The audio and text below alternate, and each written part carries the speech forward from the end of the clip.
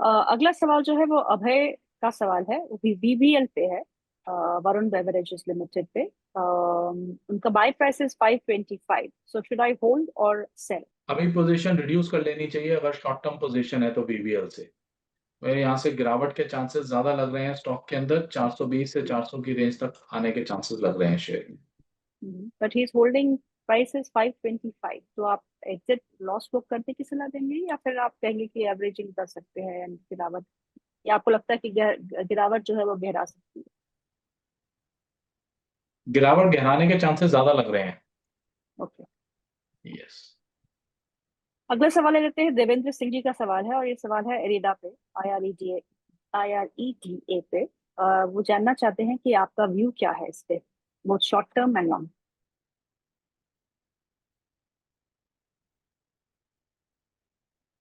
I'm so sorry, this was an important call. That's I have okay, to take that. That's Can okay, you please no repeat no the no question? Worries.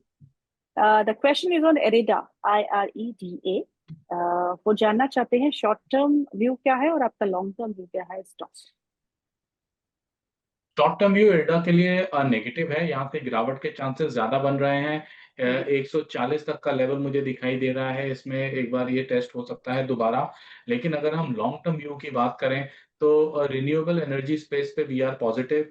तो अगर किसी का 1 से 2 साल का view कम से कम maintain करना चाहिए, क्योंकि ये एक नया सेक्टर उभर रहा है और उसके अंदर उसके एक्चुअल रिफ्लेक्शन आने में 1 से 2 साल मिनिमम अभी लगेगा।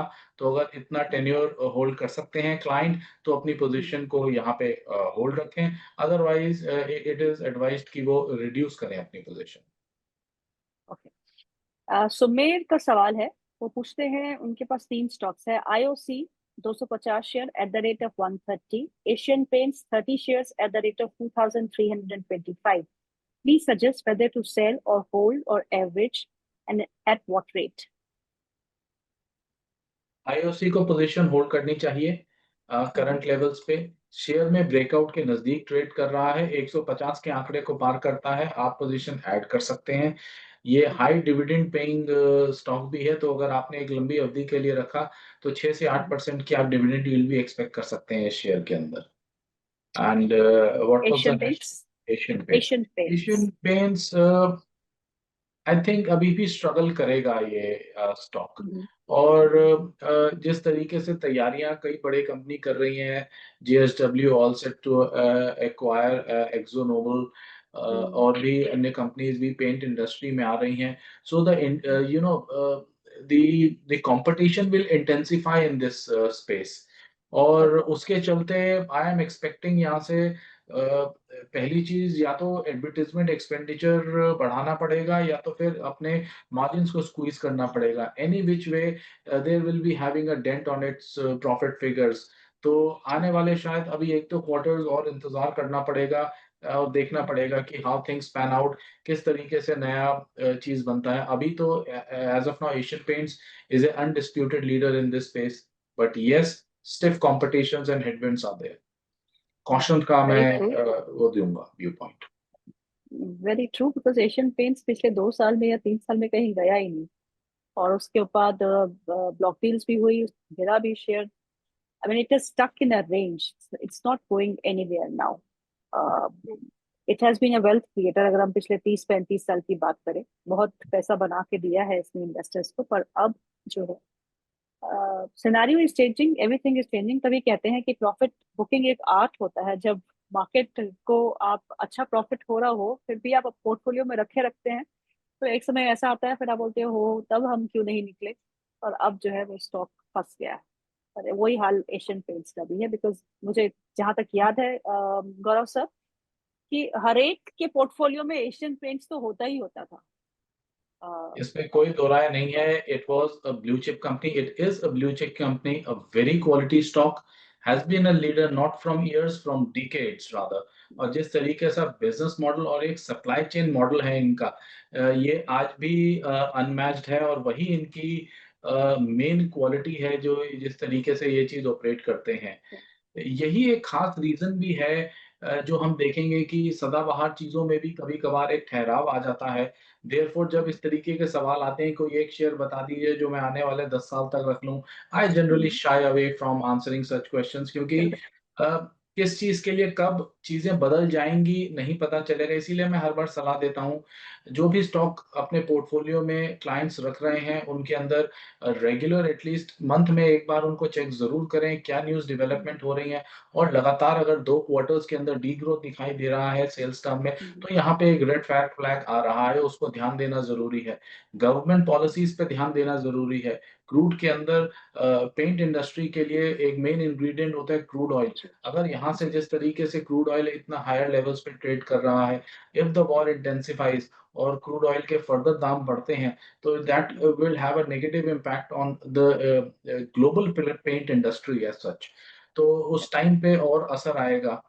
2021 के बाद यानी कि पोस्ट कोविड जब सबके ने अपने घरों में रंग रोगन मेंटेनेंस रिपेयर वर्क्स करवाए, दैट वाज द टाइम एक हमें एक इम्प्रूवमेंट नजर आया था इनके नंबर्स में। और उस चीज के बाद से अगर हम देखें तो इस स्टॉक ने परफॉर्म नहीं किया है पिछले 3-4 सालों में। It has created no value for its investors, rather वो गिरा ही है वहां से। तो एक डी ग्रोथ है पिछले 3-4 सालों की फिगर्स देखें, बट अगर उससे पहले की बात करें, it has been a phenomenal performer all through out.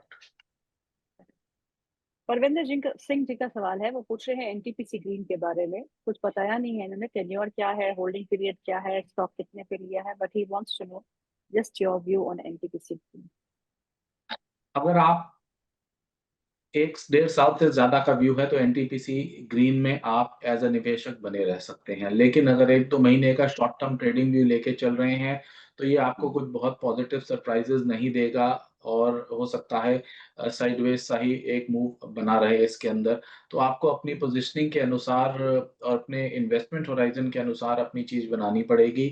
अगर आप इस स्पेस में रहना चाहेंगे तो आप सुज़लोन को और कंसिडर कर सकते हैं। अपने रिजल्ट्स के बाद एक स्टेलर अप मूव आया था, उसके बाद एक प्रॉफिट टेकिंग में चल रहा है। अगर 4-5 रुपया गिर के और मिल जाता है तो that will be a very good and attractive buying level.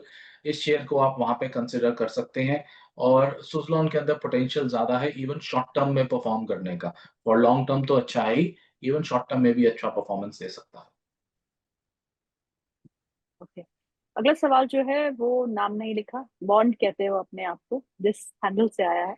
Tata technologies में उनका बाय है एट 750 रुपीज, क्या बने रहे 1 साल के लिए या निकल जाए? मैं बॉन्ड जी को निकलने की सलाह दूंगा यहाँ से।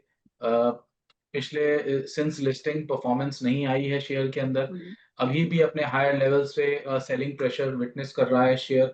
नियर टर्म की भी बात करूं तो 700, 675, 650 की रेंज मुझे दिखाई देती है। तो मेरी तरफ से एग्जिट की सलाह होगी। अरूप भट्टाचार्य जी का सवाल है, वो पूछ रहे हैं दो स्टॉक्स पे, एरिकॉन एंड आईआरएफसी। एरिकॉन उनका buy price is 204 and IRFC buy price is 154। दोनों में 500 शेयर इनके पास है, आपसे सलाह मांग।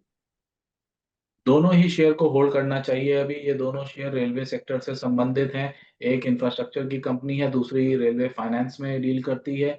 तो अगर आप लगभग साल एक का व्यू रख रहे हैं तो निश्चिंत होकर रहिए। यहाँ पे कुछ ही समय में आपको आने वाले 1-2 क्वार्टर्स में वैल्यू क्रिएट होती हुई दिखाई दे जाएगी इन दोनों में।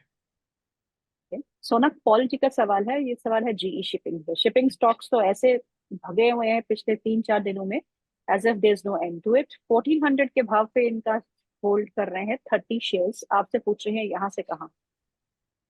Unlike most of the shipping stocks जो कि जी शिपिंग एक ऐसी कंपनी है जो कि it is not into a defence sector. Correct. जिन जिन जिन शेयर्स में और जिन कंपनीज के अंदर उछाल हमने रिसेंटली देखा है, they are some way or the other directly or indirectly related to the defence sector, जो कि जी शिपिंग, ग्रेट ईस्टर्न शिपिंग कंपनी के साथ वो चीज नहीं बनती है।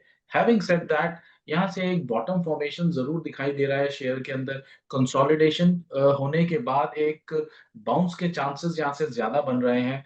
तो एक थोड़ा सा स्ट्रेच स्टॉप लॉस होगा समवॉट अराउंड 780, अगर वो ले सकते हैं यहाँ से।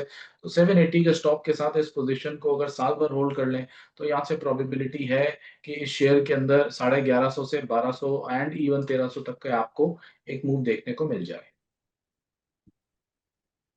अगला सवाल जो है, he is a UPSC aspirant, तो टाटा टेक्नोलॉजीज पे है। सो आई सजेस्ट यू प्लीज आप हमारे वीडियो को एक बार फिर देख लीजिएगा। टाटा टेक्नोलॉजीज पे जो व्यू गौरव सर ने दी है, आप उसे सुन सकते हैं। राकेश रैना जी का सवाल है, वो पूछ रहे हैं हिंदवेयर के बारे में। हिंदवेयर होम इनोवेशन 400 शेयर है, what should I do, hold और एग्जिट?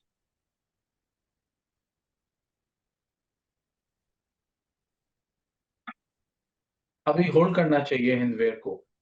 यहाँ से एक अच्छा कंसोलिडेशन के बाद पुल बैक नजर आ रहा है इस शेयर के अंदर, और काफी हेल्दी वॉल्यूम्स भी हैं, सो वॉल्यूम बैक बाइंग देखने को मिल रही है। ऑल्दो इमीडिएट नियर टर्म में कुछ प्रॉफिट टेकिंग आ सकती है, समवॉट अराउंड 10% की 260 तक के लेवल्स तक, तो वहां पे घबराना नहीं है। पोजीशन अगर और सरप्लस कैश है तो चाहे तो ऐड भी कर सकते हैं उसको उन लेवल्स पे।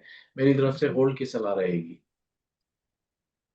ओके, निधि पूछ रही है वीबीएल के शेयर्स के बारे में। निधि जी, हमने वीबीएल के शेयर्स को डिस्कस कर लिया है, आप इस शो की रिकॉर्डिंग जरूर देखिएगा, आपको पता चल जाएगा कि गौरव सर की इस स्टॉक पे राय क्या है। अगला सवाल अविदेश ठाकुर का है, वो नेशनल फर्टिलाइजर के बारे में आपसे पूछ रहे हैं।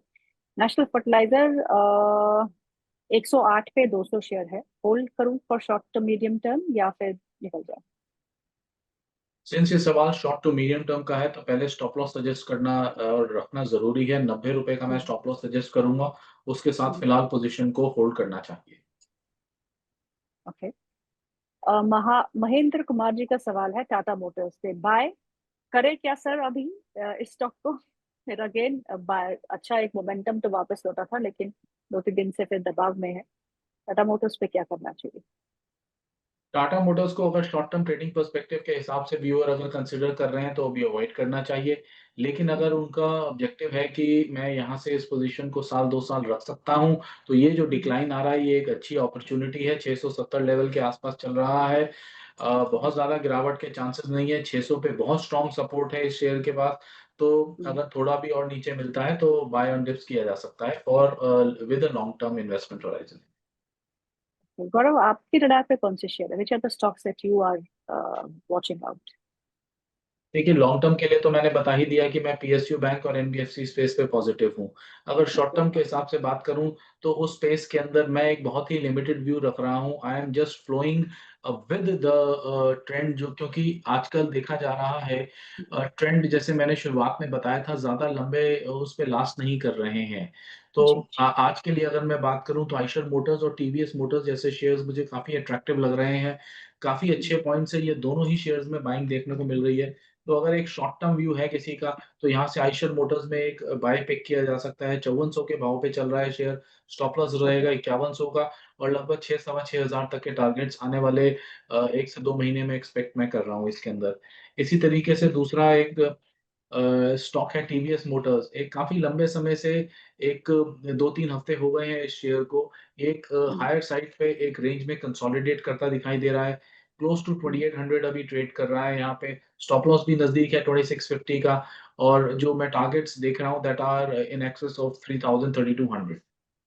Okay, so you seem to be bullish on two wheelers, right? ये सभी के लिए टू व्हीलर्स अच्छे लग रहे हैं। उसके साथ ही साथ में इन्फोसिस और एचसीएल जैसे शेयर जो कि आईटी स्पेस में है, जहां से हमें एक अगेंस्ट द ऑड्स जाके एक अच्छा कवर और एक मूव दिखाई दे चुका है ऑलरेडी। मैं एक्सपेक्ट कर रहा हूँ ये मोमेंटम कंटिन्यू करेगा।